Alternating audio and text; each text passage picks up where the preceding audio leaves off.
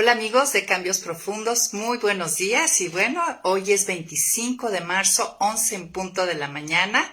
¿Y qué tal? Ya estamos en el día 84 de este reto que durará 365 días, pidiéndole al Señor nos ayude a perseverar y a no desanimarnos, a no quedarnos a medio camino, sino poder llegar. Recuerden amigos, la meta es llegar hasta el 31 de diciembre. Y bueno, también los hemos estado animando que aparte de escuchar o leer, si ya tienen el devocional por escrito, pues bueno, a mí me encanta, me ayuda muchísimo. Y esta semana de la segunda parte de Evidencias de Sobrenaturalidad, Tranchini también nos animaba a tener el material porque estuvimos analizando unos cuadros que es más fácil entenderlos de una manera visual, pero si no, también una muy buena idea es escuchar y ir anotando al mismo tiempo que estás escuchando el devocional, anotar en tu diario de oración las ideas más importantes para después meditar en ellas, así como buscar el versículo líder de ese día e ir al contexto. Y bueno, eso te va a ayudar a tener un tiempo más completo y más provechoso. Y bueno, como les decía, estamos en el día 83, 84 y ya estamos viendo y aprendiendo acerca de la soberanía de Dios. Es un tema que me encanta, pero hoy lo que vamos a cerrar es la segunda parte. Estuvimos 14 días meditando en los devocionales sobre evidencias de sobrenaturalidad y esta es la segunda parte.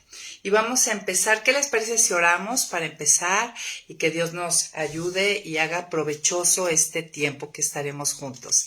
Señor, pues damos gracias, Padre. Gracias porque hasta este día nos has ayudado a llegar, pero pedimos, Señor, que no nos desanimemos, que nos ayudes a ir adelante hasta el último día, hasta el 31 de diciembre con el día 365.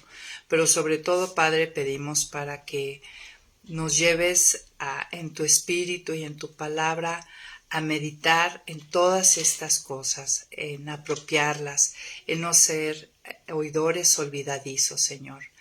Ayúdanos a abrazar cada día más la idea de aprender a disfrutar de ti, Señor. Que tú inclines nuestros corazones y pongas un amor sincero por ti y por los hermanos, Señor. Bendice este tiempo, sé tú nuestro Maestro, toma de tu palabra, Señor, maravillosa, que es viva y eficaz, y aplícala a nuestros corazones. En el nombre de Jesús, amén. Pues bueno, amigos, entonces vamos a recordar un poco qué es sobrenaturalidad. La sobrenaturalidad puede ser, nos decía Tranchini, que puede ser definida como la capacidad para vivir una vida no normal, ¿verdad? Es decir, llevar un estilo de vida que solo pueda ser explicado por la presencia de Dios en mi corazón. ¿Y qué tal? ¿Tú has podido identificar esta sobrenaturalidad en tu vida? Pues bueno, hoy vamos a analizar un pasaje que me encantó, que es Isaías capítulo 6 del versículo 1 al 8. Y una evidencia de sobrenaturalidad es cuando le podemos decir al Señor, heme aquí, envíame a mí.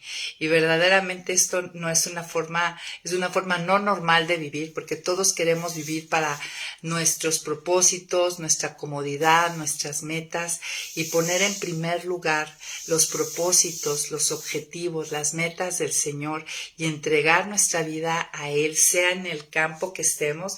No tenemos que ser misioneros de ir al África, somos realmente embajadores de Cristo 24/7 donde quiera que estamos, y poderle decir al Señor, heme aquí, envíame a mí, o sea, estar dispuesto a vivir una vida para Él hasta el último de nuestros días, como lo hizo Isaías. Pues eso nos da una evidencia clara de que el Espíritu Santo, el Espíritu de Dios mora en nosotros y que nos da el querer como el hacer. Entonces, bueno, si tienes ahí tu Biblia, ábrela en el capítulo 6 y vamos a ir del versículo 1 al 8.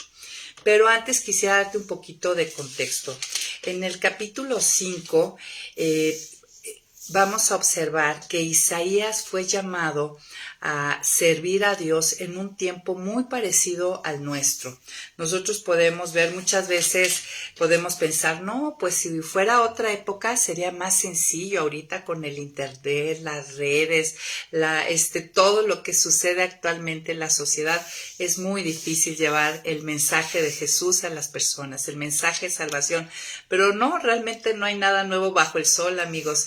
Miren, si vemos un poquito de contexto, en Isaías 5, fíjense, en el versículo 8, vean cuál era la situación de la sociedad en ese tiempo de los de Israel. Dice versículo 8, hay de los que anexan una casa a otra casa, un terreno a otro terreno, hasta poseer todo lugar. ¿Acaso quieren todo el país para ustedes solos? Ha llegado a oídos del Señor de los ejércitos que muchas casas grandes y hermosas se quedarán en ruinas y sin que nadie las habite. O sea, aquí está este versículo mostrándonos que la gente vivía en un materialismo bárbaro, tal como ahorita. Queremos nada es suficiente, queremos agregar una cosa a otra cosa y no nos cansamos de obtener. Luego en el versículo 11 y 12, aquí en Isaías 5 nos muestra cómo la gente se parrandeaba, tal cual, fíjense. Hay de los que madrugan para emborracharse, hay de los que se desvelan para encenderse con el vino.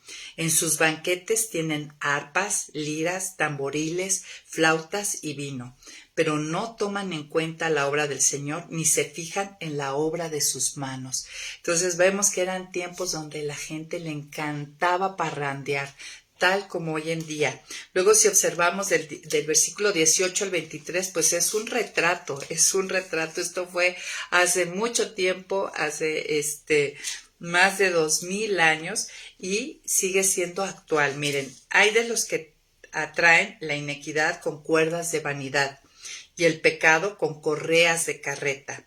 Hay de los que dicen que venga ya su obra y se dé prisa, que se acerque y la veamos, que venga el consejo del Santo de Israel para que lo conozcamos.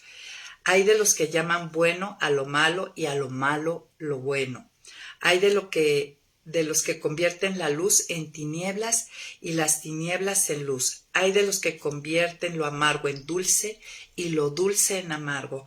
Hay de los que se creen sabios, hay de los que se consideran muy inteligentes, hay de los valientes para beber vino, de los audaces para mezclar bebidas. Hay de los que mediante el soborno justifican al malvado y despojan de sus derechos al hombre honrado. En fin, o sea, tal cual estamos viviendo, y este es el contexto donde Dios va a mandar un juicio, está advirtiendo al pueblo que este comportamiento va a haber un juicio. Y en este contexto es donde Isaías es mandado a ministrar, a servir a Dios, y en este contexto tan adverso es donde él dice, heme aquí, envíame a mí. Y ahora sí vamos a entrar al pasaje claro de este día y vamos a ver en Isaías 6 versículo 1 empieza. En el año que murió el rey Usías, yo vi al Señor sentado sobre un trono alto y sublime. El borde de su manto cubría el templo. Entonces, lo primero que nos muestra el pasaje es que esta revelación que tuvo Dios a Isaías fue en el año en que murió el rey Usías. Usías reinó cerca de 50 años en Jerusalén y fue un rey que trajo mucho progreso, trajo estabilidad, hizo lo que agrada delante del Dios, pero al final de sus días este rey pues como que se ensoberbeció y cometió el terrible pecado de quemar incienso, tarea en el templo, tarea que solamente correspondía a los levitas. ¿Y qué creen que les pasó? Murió, se llenó de lepra y murió lleno de lepra.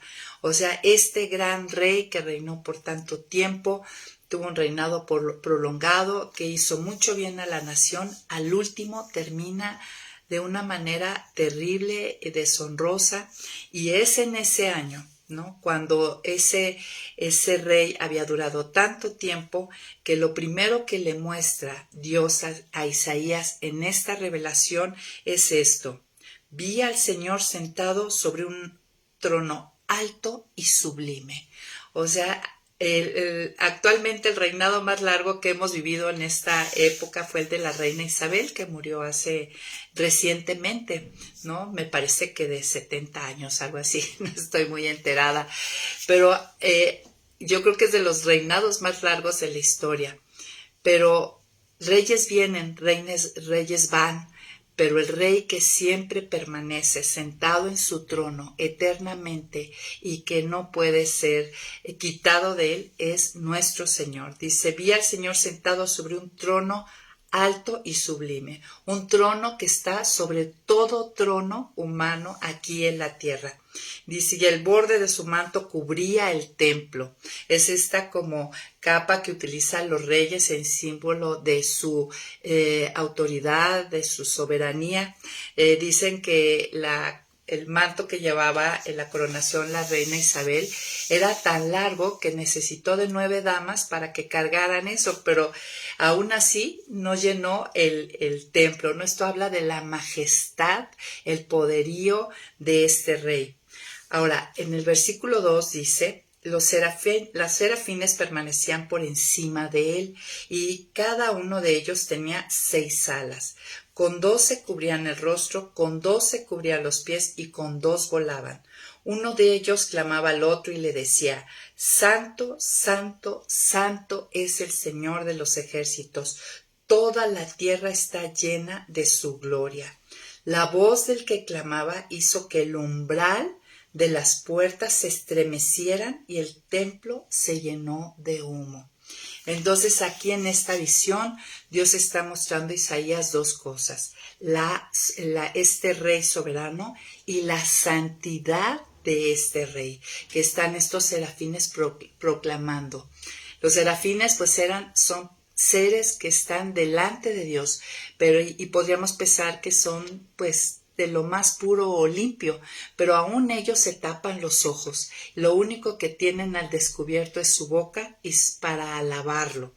Y ante esta visión de este rey soberano, de esta autoridad y de esta santidad de Dios, vemos cómo responde Isaías, versículo 5. Entonces dije yo, ay de mí, soy hombre muerto. Mis ojos han visto al Rey, el Señor de los ejércitos, aun cuando soy un hombre de labios impuros y habito en medio de un pueblo de labios también impuros.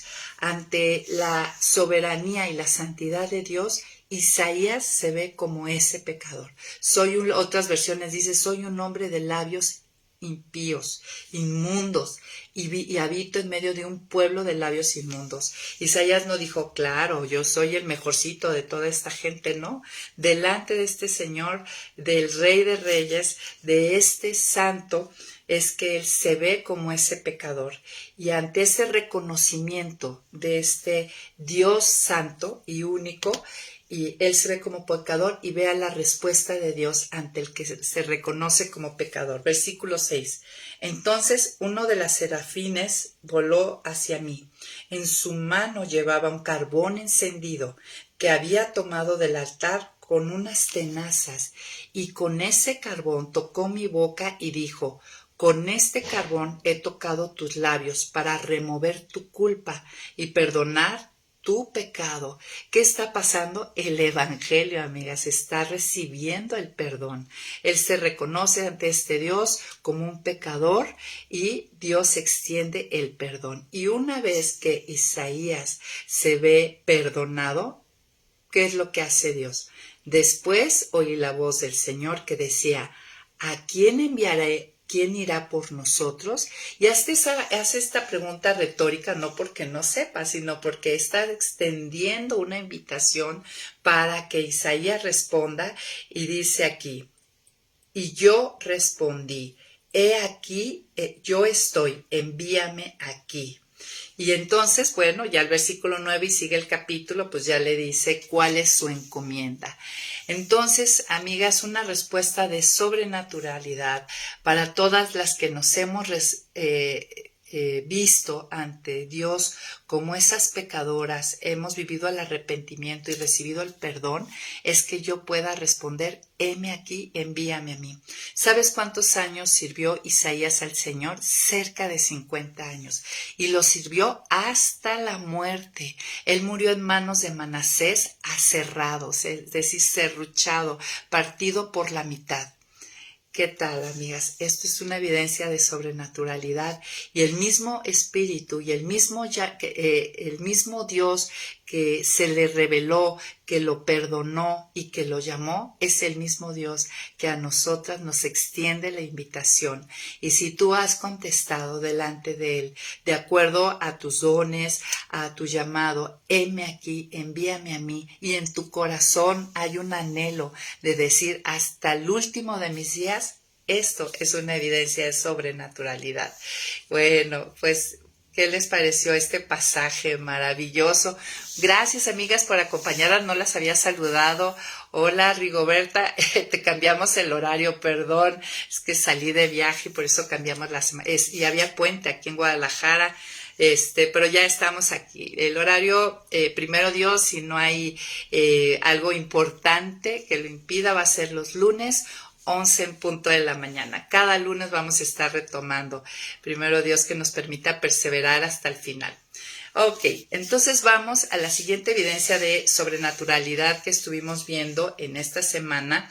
Es que la palabra me muestra que mi corazón está dividido.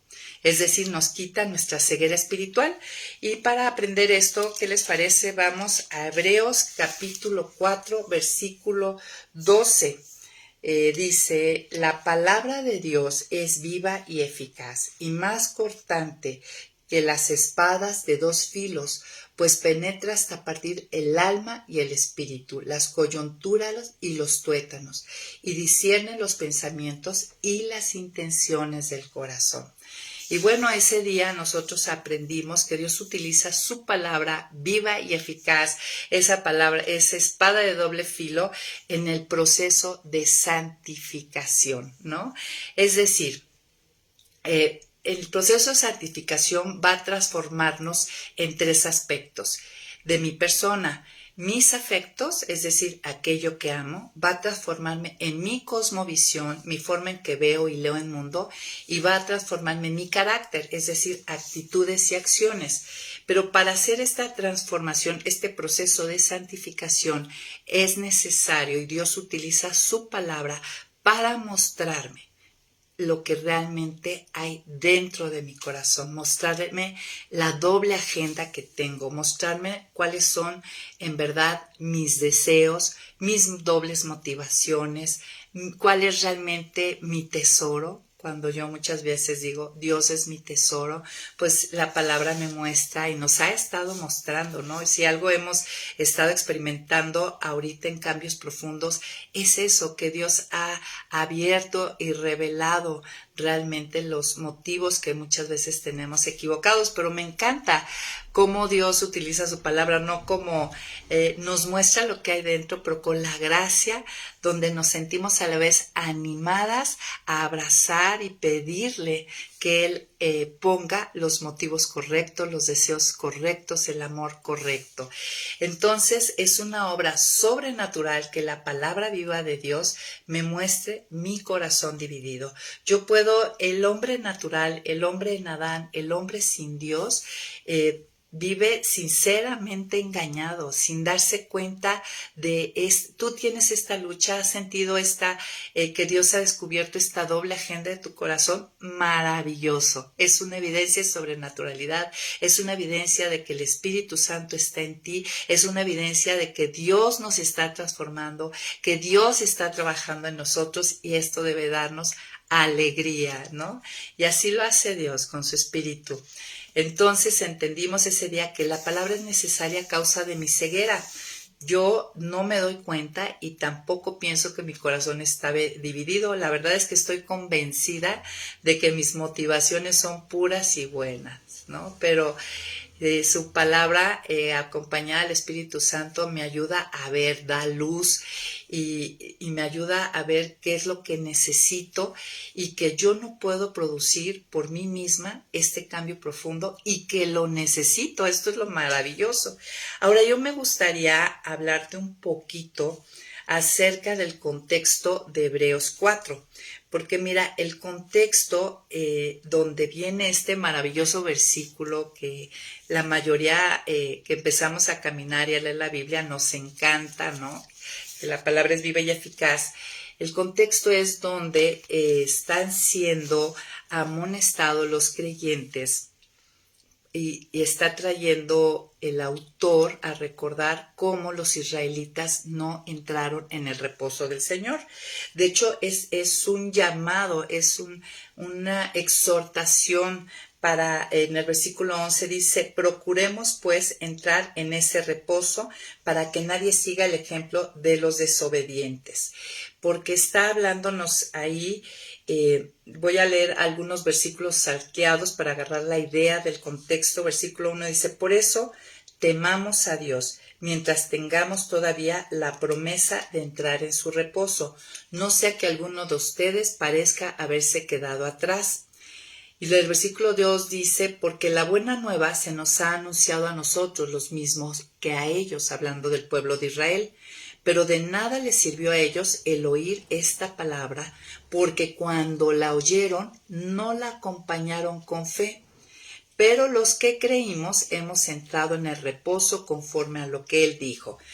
Entonces, este es el contexto donde está hablando cómo los israelitas, cuando salieron de Egipto, no entraron en esa tierra, sino que enseguida, sino que tuvieron que estar 40 años en el desierto y no pudieron experimentar ese reposo por no oír la palabra, no fue escuchada sin ir acompañada de fe. Y es lo mismo para nosotros, ¿sí? Y ahí en ese contexto es donde dice, procuremos pues entrar en ese reposo para que nadie siga el ejemplo de la desobediencia, porque la palabra de Dios es viva y eficaz, ¿no? Y nos dice que es esta espada de doble filo que penetra hasta partir el alma y el espíritu, las coyunturas y los tuétanos, y discierne los pensamientos y las intenciones del corazón.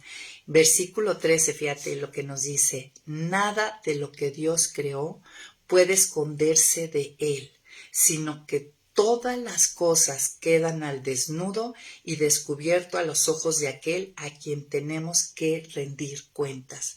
Amigas, no vivamos neciamente autoengañadas, ¿no? Y creo que si algo ha hecho cambios profundos es precisamente llevarnos a meditar en estas motivaciones, en estas intenciones del corazón y a la luz de saber que delante de Dios Él las sabe, pero es necesario que nosotros lo veamos y esto es lo que hace la palabra.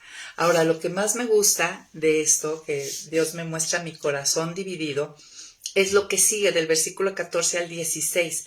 Ante esta revelación que Dios nos da a través de su palabra, fíjense que cómo nos anima, nos dice, por tanto, y ya que en Jesús, el Hijo de Dios, tenemos un gran sumo sacerdote que traspasó los cielos, retengamos nuestra profesión de fe, porque no tenemos un sumo sacerdote que no se pueda compadecer de nuestras debilidades, sino uno que fue tentado en todo de la misma manera que nosotros, aunque sin pecado. Por tanto, acerquémonos confiadamente al trono de la gracia para alcanzar misericordia y hallar gracia para cuando necesitamos ayuda.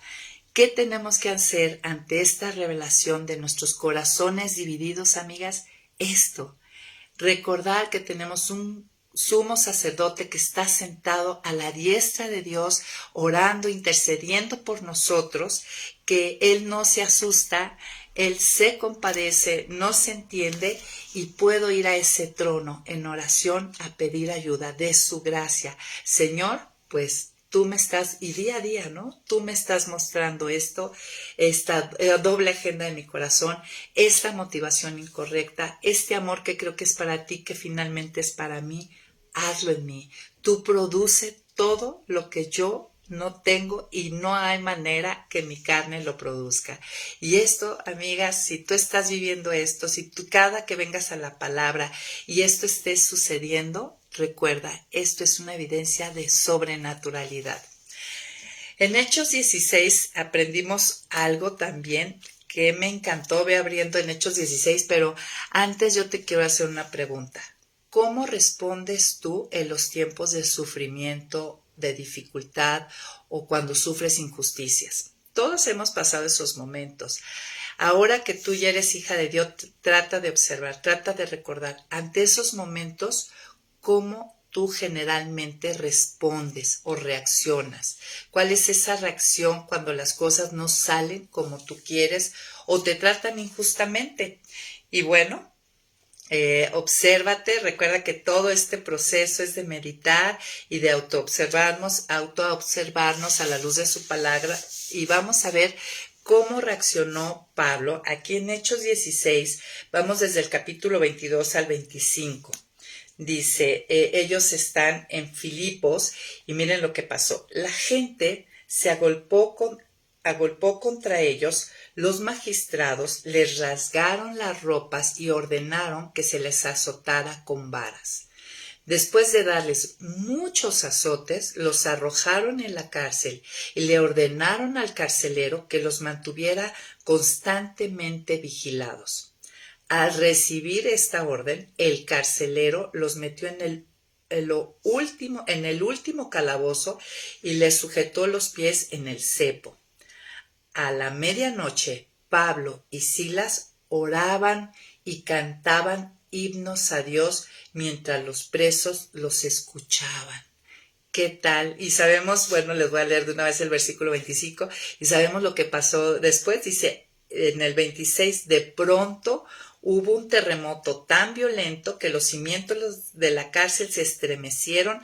Al instante se abrieron todas las puertas y las cadenas de todos se soltaron. Y bueno, ya sabemos la historia donde el carcelero ya se iba a echar sobre su espada y Pablo le dice momento y ya después fue a su casa del carcelero y bueno, todos fueron salvos. Pero quiero detenerme en esto. La respuesta está en Pablo y Silas sirviendo al Señor, ministrando. ¿Y qué es lo que reciben? Azotes, cárcel de una manera injusta, porque luego sabemos en el resto de la historia que él era ciudadano romano y había sido azotado y metido en la cárcel sin un juicio, o sea, vivió dificultad, sufrimiento e injusticia. Pero ¿cómo respondieron ellos? Oraban y cantaban himnos a Dios, es decir, oraron y adoraron y alabaron a Dios, ¿no? Los himnos eran alabanzas, ¿no? A Dios, adoración a Dios, recordar los atributos de Dios. Tú puedes recordar algún momento de tu vida así, donde estuviste en una situación tremenda de mucho sufrimiento, de dificultad, de dolor, de injusticia. ¿Cuál fue tu respuesta? ¿Has tenido estos momentos de quebranto donde tu reacción antinatural es de adoración, de oración y alabanza a Dios? ¿Has respondido sin quejarte, sin victimizarte o sin autocompasión? Fíjense que durante la semana, al estar en los grupos de discipulado, tuve 3 testimonios de 3 mujeres que han padecido cáncer y que por la gracia de Dios siguen aquí con nosotras y llenas de salud, y comentaban que en ese tiempo, cuando estaban enfermas, sus tiempos de alabanza y adoración fueron los mejores. Denme un segundo, se me descargó la computadora. Un momento. ¡Ay! Un momento, amigas. Tengo que conectarla.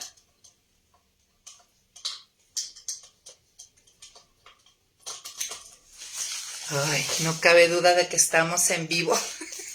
Se me desconectó, se me descargó mi computadora. Pero bueno, ahorita vamos a seguir aquí, amigas.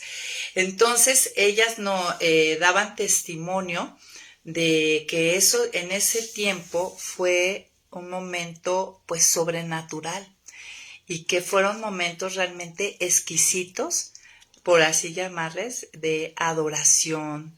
De una de ellas me acuerdo que una vez me narraba que incluso se encerraba en su cuarto y se hincaba y se echaba al suelo, alzando las manos y alabando al Señor, y que, bueno, que sus mejores momentos con Dios fueron en ese tiempo.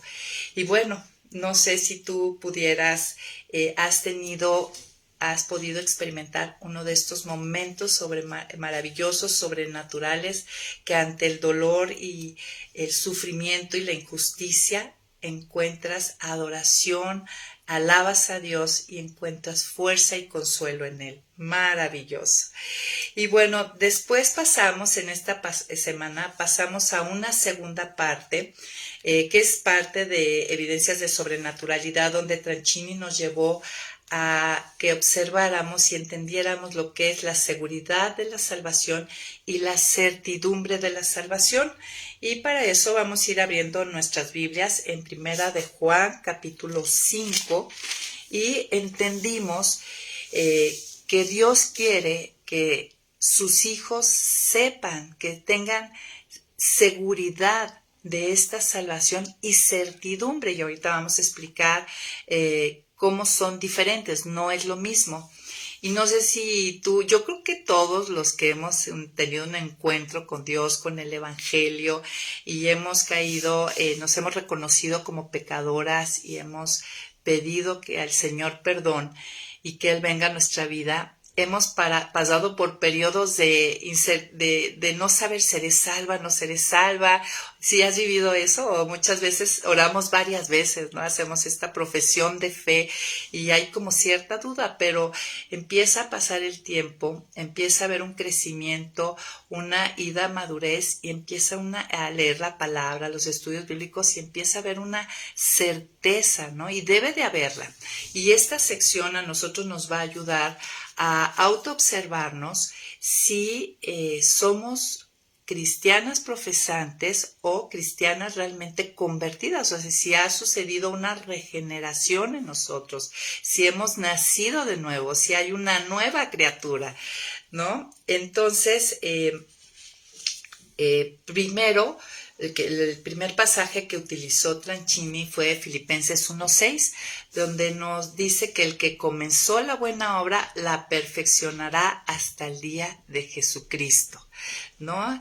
Y eso tiene que darnos mucha tranquilidad y confianza, ¿no? Esto es lo primero que nos dice. Si tú a través de tu caminar con Cristo has observado que ha habido una progresión, has ido avanzando. Hay gente, yo por ejemplo, en lo personal, amigos, yo he sido, este proceso en mi vida de transformación ha sido lento, honestamente. Llevo 25, 26 años caminando con el Señor y yo no tengo un testimonio de esos maravillosos que escuchas que eran una cosa y ahora son totalmente otra, de un día para otro. No, a mí ha sido un proceso lento, constante, pero definitivamente no soy la misma persona que hace 25 años, que hace 10 años, que hace 15 años, que hace 5 años, sino que sí puedo notar, ¿no? Esta promesa, esto que dice Dios, el que comenzó la buena obra, la perfeccionará hasta el día de Jesucristo. Y todos los que estamos en Cristo sabemos y entendemos que falta mucho, pero sí podemos reconocer el trabajo y la obra de Dios en nuestras vidas, ¿no? De lo que ha hecho y la certeza de que seguirá haciéndolo, ¿no? No hay un desánimo de, no, pues definitivamente yo no sirvo para esto. Debe haber, si tú estás en una buena relación con Dios, porque para experimentar, nos decía Tranchini la semana, esta certidumbre de salvación tiene, y esta seguridad también tiene que ver mucho con tu nivel de comunión, de relación con Dios, ¿no? ¿Qué tanto estás escuchándolo y Él sigue afirmándote? Pero bueno, vamos, ya estás en 1 Juan 5 y vamos a leer desde el versículo 6. ¿Qué te parece? 1 Juan 5, versículo 6 dice: este es Jesucristo que vino mediante agua y sangre, no mediante agua solamente, sino mediante agua y sangre. Y el Espíritu es el que da testimonio, porque el Espíritu es la verdad. O sea, el Espíritu Santo que mora en nosotros nos da testimonio, y esto es verdad. Miren, amigas, yo recuerdo, y trata tú también de acordarte, yo les he comentado antes de que fuera rescatada por el Señor, era atea, verdaderamente atea, porque hay como un ateísmo gracias a Dios, ¿no? De que más bien te decepciona los grupos religiosos humanos, ¿no? Que siempre somos muy decepcionantes los seres humanos. No, yo honestamente, para vergüenza mía lo digo, no concebía que existiera un Dios. Jesucristo yo pensaba que era como Zeus, como así como Quetzalcóatl, ¿no? Un Dios inventado por los hombres. Pero cuando fueron iluminados los ojos de mi corazón y fui regenerada, yo tenía muchas preguntas, muchísimas, pero había una certeza inexplicable de que era verdad, ¿no? Esto que dice, su espíritu, dice aquí, y el espíritu es el que da testimonio, porque el espíritu es la verdad, ¿no? Porque tres son los que dan testimonio. En el cielo el Padre, el Verbo y el Espíritu Santo, y estos tres son uno. O sea, tres están testificando, toda la Trinidad está testificando que Jesucristo, que la segunda persona se encarnó y vino a este mundo. Y tres son los que dan testimonio en la tierra: el Espíritu, el agua, la sangre, y estos tres concuerdan. Dice, si aceptamos el testimonio de los hombres, mayor es el testimonio de Dios, porque este es el testimonio que Dios ha presentado acerca de su Hijo. O sea, lo que dice Dios acerca de Cristo a través de todo el Antiguo Testamento y todas las profecías que hablan acerca de Él y las promesas que vienen acerca de este Mesías, de este Salvador. Dice, el que cree en el Hijo de Dios tiene el testimonio en sí mismo. El que no, o sea, el Espíritu Santo, el que no cree a Dios lo ha hecho mentiroso, porque no ha creído en el testimonio que Dios ha presentado acerca de su Hijo. Fíjense que a mí esta ocasión que volví a pasar por este pasaje me llamó mucho la atención de que el que no cree a Dios lo ha hecho mentiroso. Esto no es poca cosa, amigas. Ya simplemente, aunque nunca hubiéramos pecado, que por supuesto que hemos pecado de mil maneras, el simplemente no creer que Jesús es el Hijo de Dios, cuando Dios Padre simplemente dio testimonio de Él a través de todo el Antiguo Testamento, pero en el bautizo se oyó una voz y dijo, este es mi Hijo amado, en quien tengo complacencia, a Él oíd. Y teniendo esta evidencia, este testimonio y no creerlo, es decir, Dios, eres un mentiroso, fuertísimo, ¿no? Lo ha hecho mentiroso porque no ha creído en el testimonio que Dios ha presentado acerca de su Hijo. Y este es el testimonio, que Dios nos ha dado vida eterna, y esta vida está en su Hijo. El que tiene el Hijo, tiene la vida. El que no tiene al Hijo de Dios, no tiene la vida. Entonces, amigas, seguridad de salvación tiene que ver con creer, no depende de lo que yo creo o lo que yo siento. Yo, por ejemplo, no entendía, aunque había una certidumbre a nivel espiritual de esto es verdad. Tiene que ver con el carácter del que lo dice. Si Dios es el que está dando testimonio y la Escritura dice esto, el que tiene el Hijo tiene la vida, ¿no? El que tiene al Hijo tiene la vida, el que no tiene al Hijo de Dios no tiene la vida, el que ha creído en Él tiene la vida. Así es, independientemente de lo que tú pienses, de los cuestionamientos que tengas, de las dudas que tengas, tú puedes estar segura de esta salvación porque Dios lo testifica, porque Dios así lo dice en su palabra de una innumerable cantidad de veces. Y bueno, eso es en cuanto a seguridad, ¿no? Que yo, independientemente de que si me entra la duda o no seré, si yo he creído, me he arrepentido, me he visto como pecadora y he pedido al Señor me perdone y venga a mi vida, esto es así, esto es verdad. Por otro lado, hablaba Tranchini de la certidumbre, y la certidumbre ya tiene que ver con un sentir de confianza de que soy su hija, pero que experimento esa alegría, ese gozo de ser su hija. La certidumbre tiene que ver con la experiencia de confianza y de gozo al ser su hija, al experimentar esa relación que se establece entre padre e hija. Y me encantó, ¿no? Que Tranchini hablaba de su hijo, creo que Tomás, ya me aprendí los nombres de sus hijos, que va y de repente tiene un arrebato y lo abraza y le dice que le ama. Y dice el Tranchini que pues él no estaba haciendo nada diferente a lo que normalmente hacía como papá, sino que fue un momento donde su hijo como que le fue revelado, pudo captar el amor que recibía de su padre y tuvo una respuesta natural y fuerte y emocional de sentirse amado y responder con amor. ¿Se acuerdan? El amor es una respuesta ante algo hermoso y la idea, la certidumbre es esto, es esta confianza y este sentir de gozo que Dios tiene para nosotros. Miren, si vamos a Juan 15, del versículo 9 al versículo 11, lo que dice, así como el Padre me ha amado, así también yo los he amado a ustedes. Permanezcan en mi amor.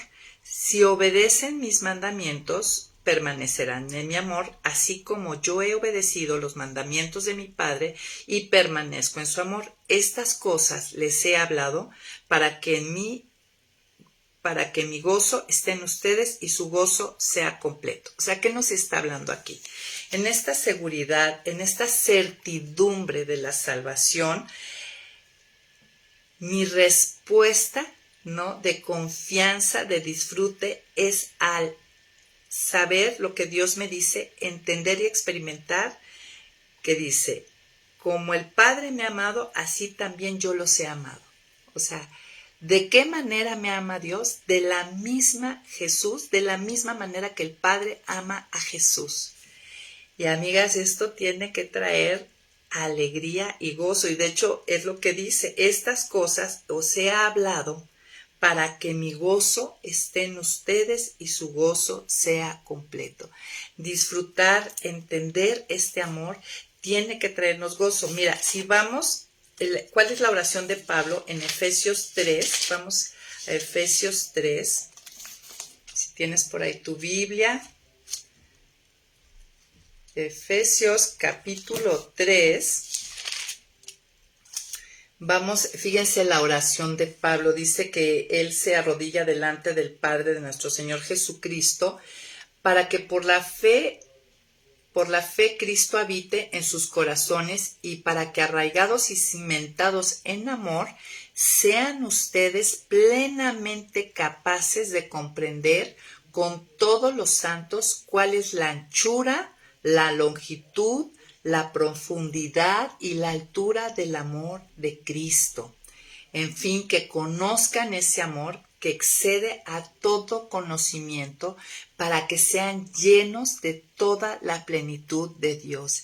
Y esto es parte de nuestra herencia y lo que Dios tiene preparado, ¿no? No solamente saberme salvo, seguridad de la salvación, ok, qué maravilloso, no voy a pagar por mis pecados, seré glorificado en el tiempo futuro, que quiere decir que recibiré un nuevo cuerpo de resurrección y que ya no tendré lucha con el pecado, elimina la existencia del pecado. Dios ha preparado esta certidumbre que va más allá de saberme perdonada, que no pagaré, justificada, que ya eso tiene que traer una respuesta de alegría, amigas, pero va más allá. O sea, Dios en esta certidumbre de salvación lo que quiere es que experimentemos de una manera real, vívida, el saber comprender la anchura, la longitud, la profundidad y la altura del amor de Cristo, que por supuesto se detalla en todas estas cosas que recibimos junto con la salvación. ¿no? Vida eterna, simplemente vida eterna, esta cualidad de poder tener una relación con Dios mismo, ¿no? No es solamente, hemos aprendido que la vida eterna no es solamente la duración nosotros vimos en Eclesiastés que Dios ha puesto inmortalidad en el hombre, ¿no? Pero vida eterna quiere decir que esa inmortalidad la viviremos con Dios y experimentando una relación con Él. Maravilloso, amigas. Esto es parte de la certidumbre, de lo que Dios quiere que disfrutemos. Otra cosa que entendimos cuando dicen, si obedecen mis mandamientos permanecerán en mi amor, así como yo he obedecido los mandamientos de mi Padre y permanezco en su amor, tiene que ver con lo que vimos en Santiago 2. La verdadera fe produce obras y en este caso querer obedecer son obras de justicia y esa es una evidencia para ti de que eres salva. Esto te tiene que dar seguridad de salvación. Si tú tienes deseo de obedecer a Dios, de abrazar su palabra, quiere decir que eso te hable de la seguridad de salvación. Ahora, ¿quieres experimentar la certidumbre, o sea, ese amor? Pues hay que obedecer los mandamientos, ¿no? Y finalmente, Dios lo hace, Dios lo produce, recuerden, produce en nosotros el querer como el hacer por su buena voluntad. O sea, esto va de la mano. Y bueno, amigas, para cerrar vamos a tratar de retomar lo que vimos hoy. Como evidencia de sobrenatural en Isaías vimos que poderle decir a Dios, heme aquí, envíame a mí, no es natural para estos corazones egoístas, ególatras y centrados en sí mismos que nada más quieren vivir uno para uno, ¿no? Si tú has respondido y estás respondiendo así a Dios, es evidencia de sobrenaturalidad. Luego vimos en Hechos que ante las situaciones difíciles, dolorosas, injustas, que tú puedas tener una reacción, una respuesta de oración, alabanza y adoración, es que Dios está en ti. ¿Qué otra evidencia de sobrenaturalidad vimos? A ver, pues ya ven que les dije que aquí se me descargó mi computadora. Pero bueno, por lo pronto esas dos, ¿no? La de Isaías, Hebreos 4:12, que la palabra de Dios, cada que venga mi devocional y experimente que Dios me está mostrando, revelando lo que hay dentro de mi corazón, o sea, que me revele mis motivaciones equivocadas, las intenciones equivocadas, pues esa es una evidencia de sobrenaturalidad. Por otro lado, vimos que Dios quiere que yo viva con la seguridad de salvación y la certidumbre de salvación. Y si en ti empezó la buena obra y la has seguido llevando, pues ahí está Dios en tu vida. Si tú tienes deseos de obedecer a Dios, de guardar sus mandamientos, evidencia de que el Señor ha sido regenerada y eres su hija. Si te causa gozo, porque de verdad que causa gozo obedecerlo, pues es parte de esta situación sobrenatural. Nos sentimos contentas, a gusto. Y bueno, amigas, algo que decía Tranchini, estoy totalmente de acuerdo, es que la sobrenaturalidad no es que todo el tiempo respondamos y vivamos todas estas cosas. La sobrenaturalidad es que en un proceso y poco a poco, cada día, vamos experimentando más de estas evidencias. Y pues bueno, muchísimas gracias. Así cerramos hoy este día y a los grupos de discipulado ahorita mandaré la liga para reunirnos. Muchas gracias por estar. Próxima semana no se lo pierdan. Esta semana estaremos viendo todo lo que es la soberanía de Dios. Esa es una de las perfecciones de los atributos de Dios, de mis favoritos. Cuánto descanso y paz trae entender, integrar a nuestra vida, ver que Dios es soberano. Pues bueno, amigas, muchas gracias. Próximo lunes, 11 en punto de la mañana.